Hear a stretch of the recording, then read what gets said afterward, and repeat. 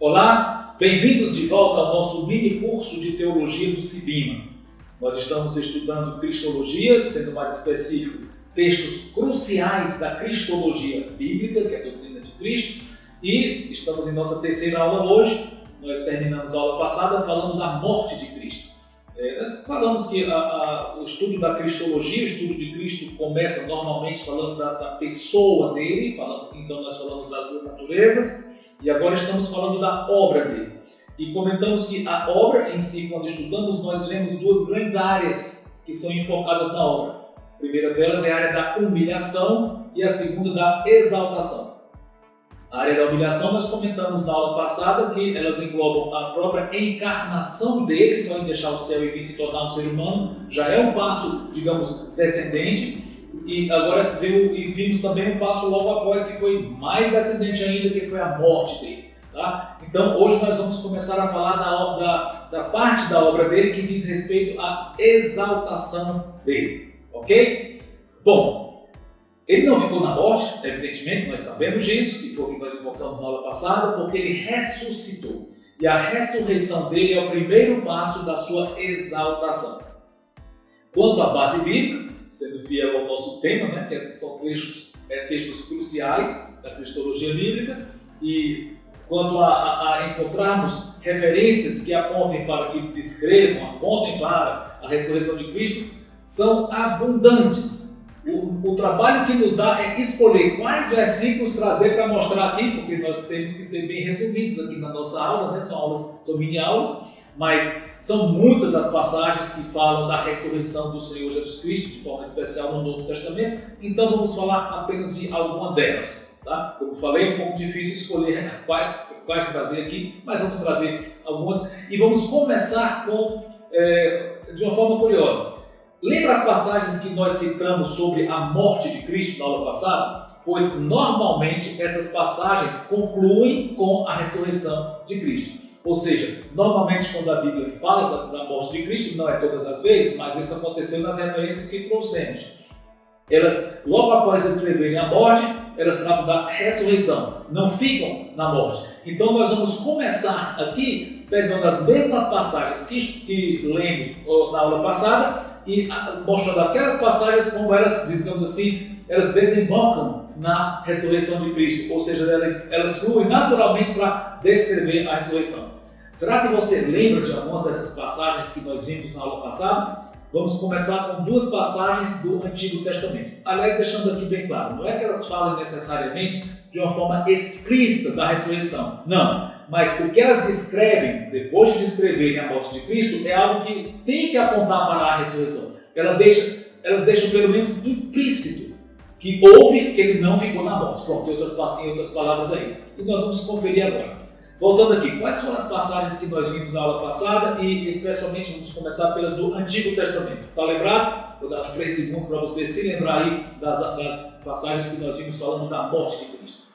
Lembrou? Bom, lógico que você tem a vantagem de colocar uma pausa aí, passar o tempo que quiser para lembrar da passagem, ou até mesmo ver suas anotações, não tem problema. Agora, tira da pausa, se você colocou, e vamos continuar.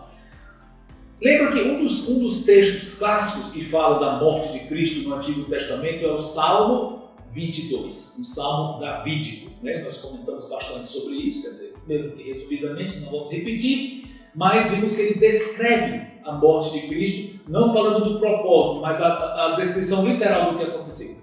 Vamos ver o que acontece no meio desse salmo. Salmo 22. A meus irmãos declararei o teu nome, cantar-te-ei louvores no meio da congregação. E aí ele prossegue aqui, um tom bem diferente.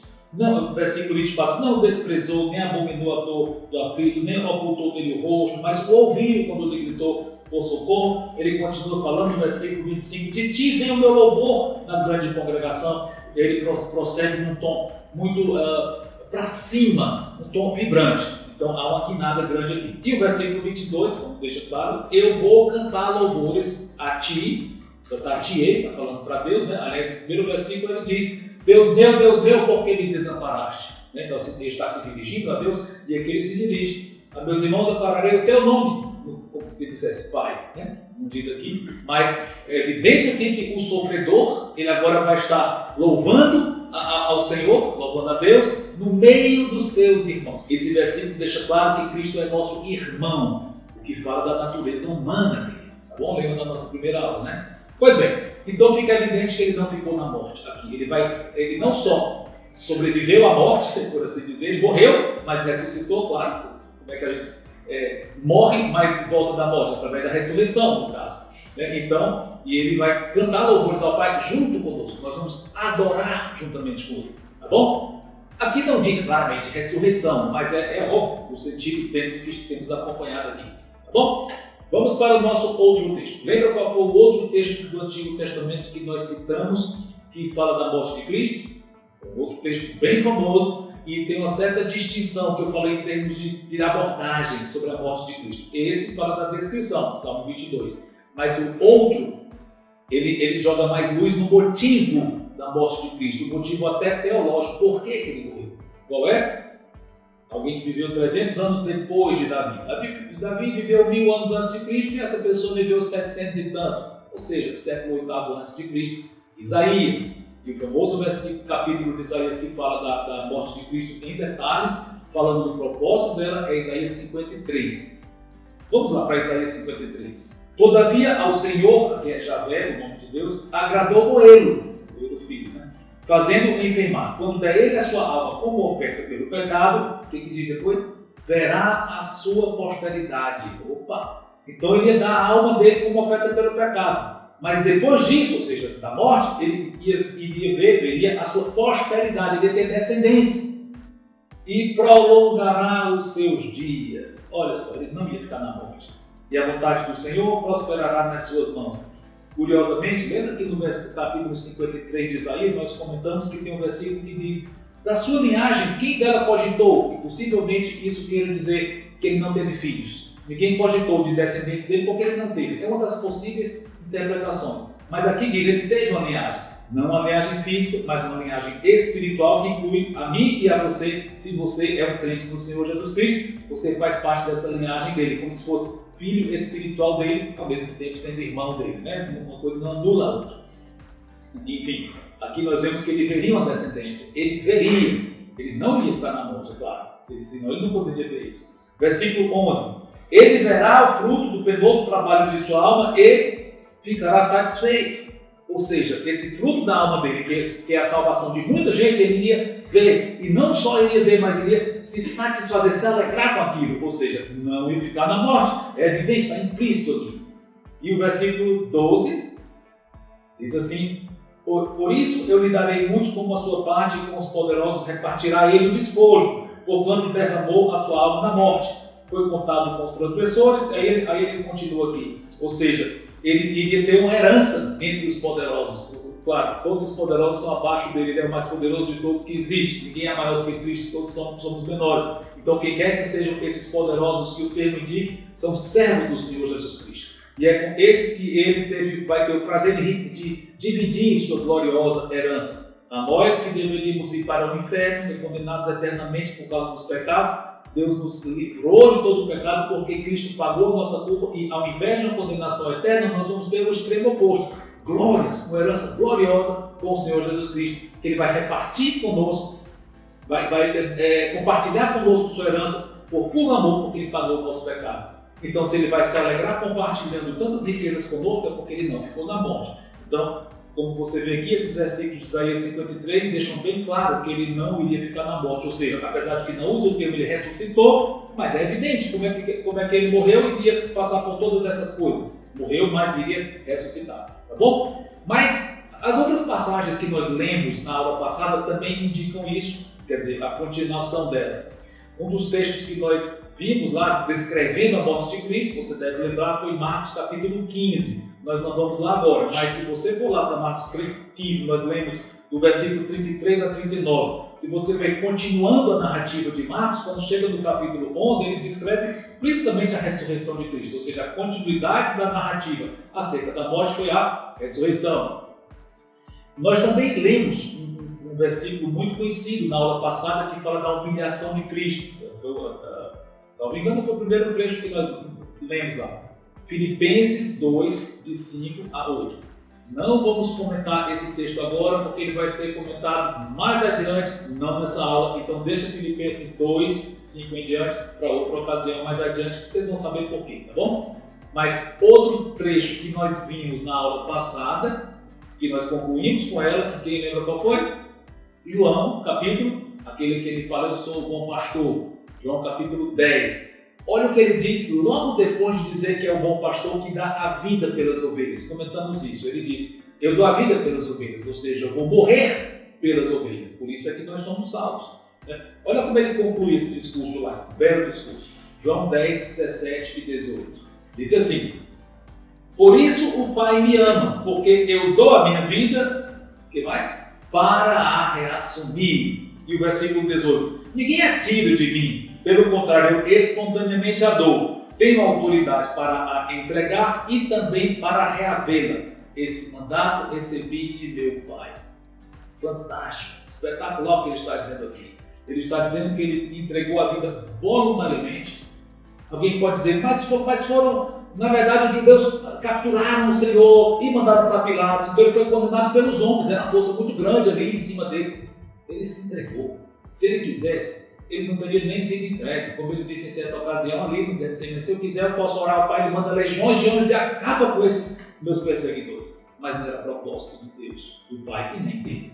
Não podia fazer isso por causa disso que eu estou comentando. Ele furar com a vontade do Senhor e as escrituras não iriam se cumprir. Ele não teria um povo remido sobre os quais reinar, a quem ele iria abençoar, compartilhando sua herança, salvando, manifestando sua misericórdia. Ele não iria ter um povo desse se ele não tivesse primeiro morrido. Por isso ele teve que morrer. Mas ele se entregou. Ele permitiu que as pessoas más o capturassem. Evidentemente, isso não anula a responsabilidade, a grande culpa daqueles que o prenderam. Isso não tira nem 1 milímetro a responsabilidade, a maldade daquelas pessoas. Uma coisa não anula a outra. A soberania de Deus não anula a responsabilidade do homem e está acima da responsabilidade do homem, no sentido de que só acontece o que Deus quer. Se ele quisesse, ele teria evitado. Mas ele quis se utilizar dessas coisas com os propósitos que nós já comentamos. Novamente, ele orquestrou, ele determinou, ele planejou tudo aquilo, mas contando com o lado humano que quis fazer aquilo e, ao fazer aquilo, perseguir o Senhor e matá-lo, agiram com tremenda impiedade.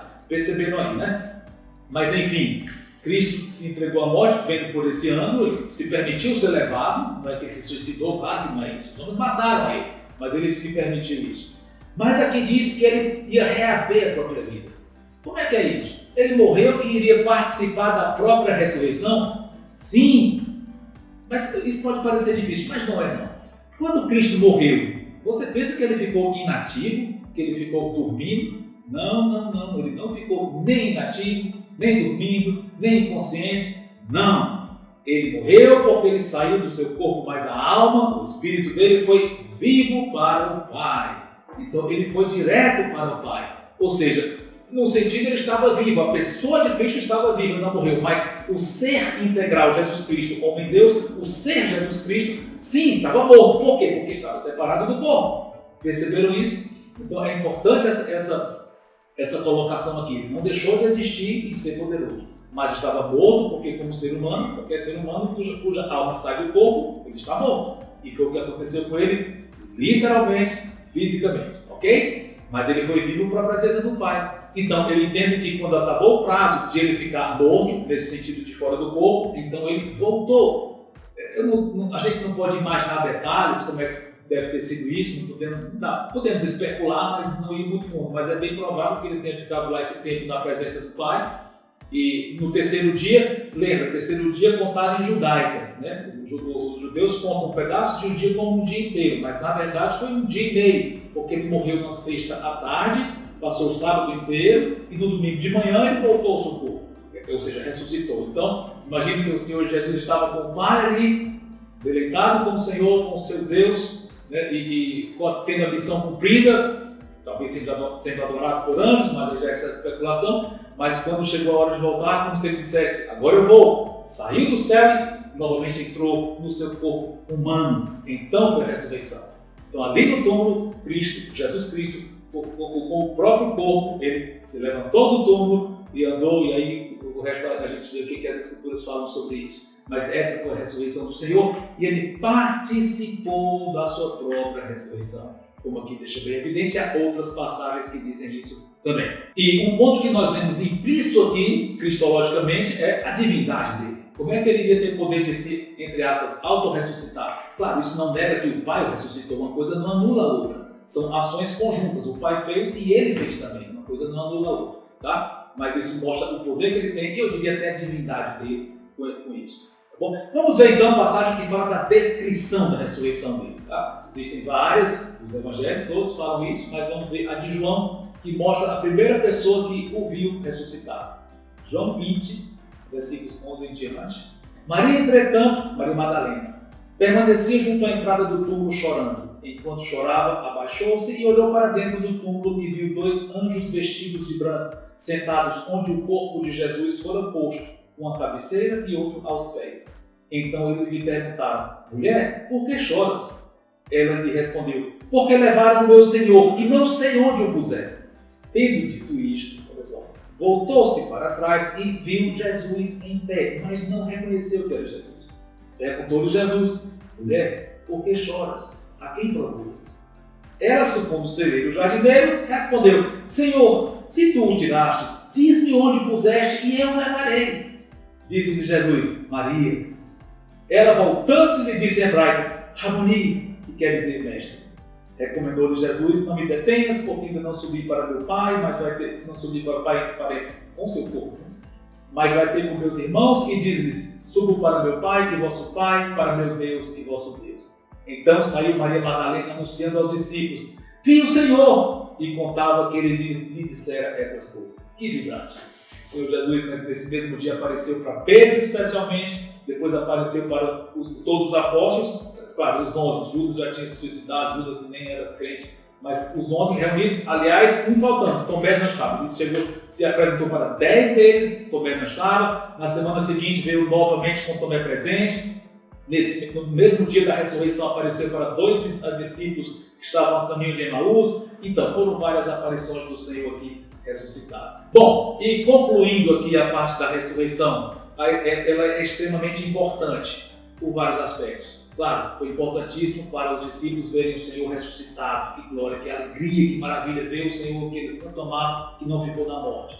Mas além desse aspecto pessoal por amor ao Senhor de vê-lo ressuscitado, que é muito importante, é claro, mas além disso tem um significado profundo na ressurreição. Qual foi o significado? Porque mostra que Deus, o Pai, aceitou o sacrifício de Cristo, o Pai autenticou ali quem Ele era, realmente o Redentor, o ungido, o Messias, autenticou através da ressurreição. Ele não ficou na morte, ele ressuscitou com o seu próprio corpo, né? Então isso tem um significado muito forte. Romanos 1 e 4 diz isso bem claramente.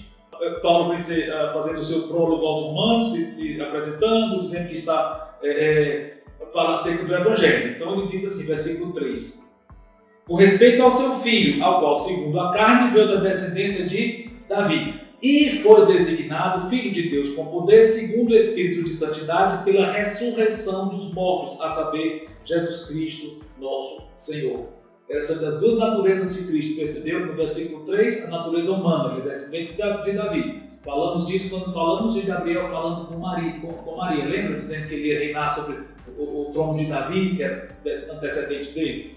E o versículo 3, humanidade, versículo 4, ele foi declarado, aqui designado, como diz a atualizada, Filho de Deus com poder. Deus autenticou que ele é realmente o seu Filho, ou seja, Deus, através de ele ter ressuscitado. E, finalmente, não posso deixar de mencionar uma passagem das Escrituras no Antigo Testamento que profetiza claramente acerca da ressurreição, talvez não tão claramente para os leitores originais de quando ele foi escrito, no Salmo de Davi, talvez eles nem tenham entendido claramente isso, mas quando nós enxergamos o que ele quis dizer, fica claro. Então, Salmo 16, de 8 a 11, essa passagem fala da ressurreição de Cristo, no contexto original, novamente, talvez não fique tão claro, mas à luz da revelação posterior, revelação progressiva, revelação completa do Novo Testamento, os autores do Novo Testamento claramente identificam isso como se referindo à ressurreição de Cristo. Mas agora eu quero concluir essa aula vou fazer já a aplicação prática, mas eu deixo que na próxima semana eu vou falar um pouco mais de detalhes, para fechar mesmo a questão da ressurreição, mostrando a importância da ressurreição, a importância teológica dela, tá bom? Mas deixa isso para a próxima aula e por enquanto, já pensa nisso em termos de aplicação prática. Nós temos um Salvador que está vivo, morreu, passou pela morte, a morte que nós vamos passar também, a não ser que sejamos arrebatados antes, é outra história, mas todo crente vai passar pela morte, ele passou pela morte, mas ele ressuscitou, ele está vivo agora mesmo. Isso nos dá uma tranquilidade muito grande, o que quer que aconteça neste mundo. Nosso Salvador está vivo e poderoso e amoroso e sábio, e ele é por nós. Isso dá um alívio muito grande. E sabemos que o pior que pode acontecer conosco aqui, digamos a morte, nós vamos ressuscitar também depois com ele. Mesmo que depois da morte nós vamos para a presença dele aguardar o momento da ressurreição, mas já vimos lá a sua alma com ele, é outro assunto, depois não vou entrar muito nisso, mas um dia nós vamos ressuscitar tão literalmente quanto ele ressuscitou. Enfim, temos muitos motivos para adorar o Senhor, nos alegrar com a ressurreição de Cristo, vibrar com isso, por tudo isso que nós temos comentado e porque nós temos comunhão com esse nosso Deus maravilhoso, nosso Pai e o Senhor Jesus Cristo, ser humano como nós, que ele é um ser humano como nós e divino, e tem um relacionamento maravilhoso conosco hoje mesmo, porque ele está vivo. Amém? Então até a próxima aula, se Deus quiser.